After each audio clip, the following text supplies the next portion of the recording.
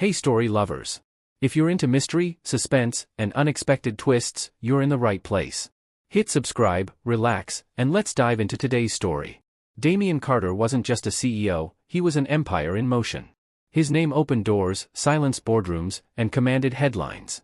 At 38, he had turned a modest tech startup into a multinational empire with offices spanning New York, London, Tokyo, and Berlin. People didn't just work for Damien, they obeyed him. The man had a reputation. Ruthless in business, meticulous in planning, and allergic to failure. His employees referred to him as the Oracle behind his back because everything he touched turned into profit. Power wasn't something he chased, it was something he wore like a custom suit, perfectly tailored to his ambition. His schedule was clockwork. His office, on the top floor of the Carter Tower in Manhattan, was a symbol of everything he'd built. Glass walls, chrome edges, and silence, only broken by the echo of his voice or the swift typing of his assistant, Marcus. Women came and went, all stunning, all temporary. Damien didn't believe in love, only control.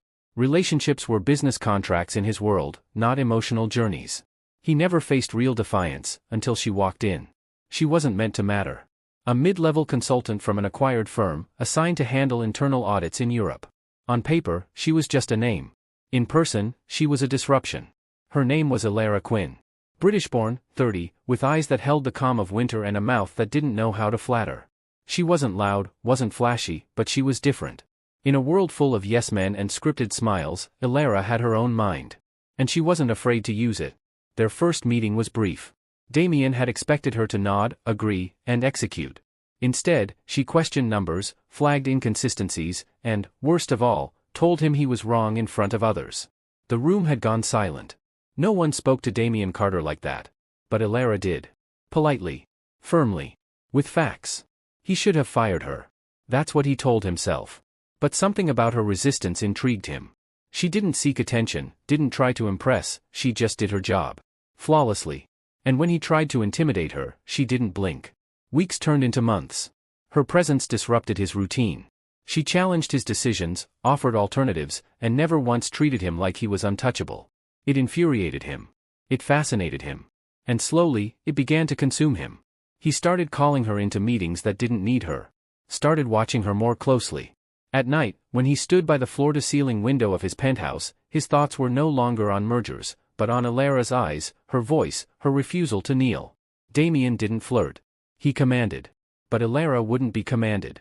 He offered her a private promotion. She declined. He invited her to an exclusive dinner. She turned him down, twice. He even sent her a Cartier bracelet with a handwritten note, for the woman who sees what others fear. She returned it with a post-it, respect my work. Not my wrist. Each refusal wasn't just rejection, it was a crack in his armor. He wasn't used to losing.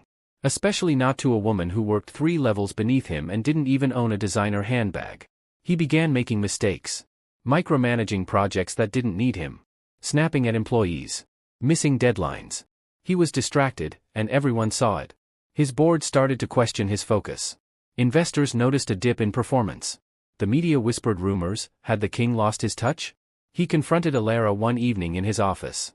The city lights framed her silhouette as she stood tall, refusing to break under his stare. Why are you resisting me? He demanded. Because you don't want me. You want control, she said calmly. And I don't belong to anyone's empire. For the first time in years, Damien had no words. Just silence. And it scared him. It was subtle at first. A missed opportunity here, a cancelled contract there. But within 6 months, Carter Corporation's stock dropped nearly 12%. Elara had returned to London, requested a transfer, and was quietly granted one. Damien didn't stop her. He couldn't. Her absence left a vacuum in his world. Not just professionally, but emotionally. He found himself staring at empty boardrooms, unable to focus, replaying every conversation, every argument. Without her voice cutting through his pride, he felt hollow.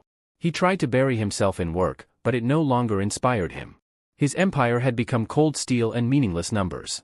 The same board that once praised him now pressured him to resign. And then the press caught wind of it, the billionaire boss losing it all over a woman he couldn't control. His humiliation was public. His ruin had a name. Elara Quinn. He never reached out to her, not out of pride, but shame. She hadn't broken him maliciously. She had only shown him what he never understood, power without purpose was empty. Elara lived a quiet life back in London. She never spoke of Damien, never mentioned the chaos she'd left behind. But deep down, she carried the weight of their connection. She hadn't resisted because she hated him. She had resisted because she'd seen the cracks in him. The way he measured worth through control, the way he mistook desire for domination. And she had cared, too much. But she wouldn't let herself become another accessory in a world of power games. Months later, she received a letter. No assistant. No gifts. Just his handwriting. You were right. You didn't belong to my empire. I wanted to own you because I didn't know how to deserve you. I still don't. But I'm learning to be a man without a throne. She folded the letter, smiled faintly, and placed it in a drawer. He was the boss of everything. But for once in his life, he had let go of control, and found something real.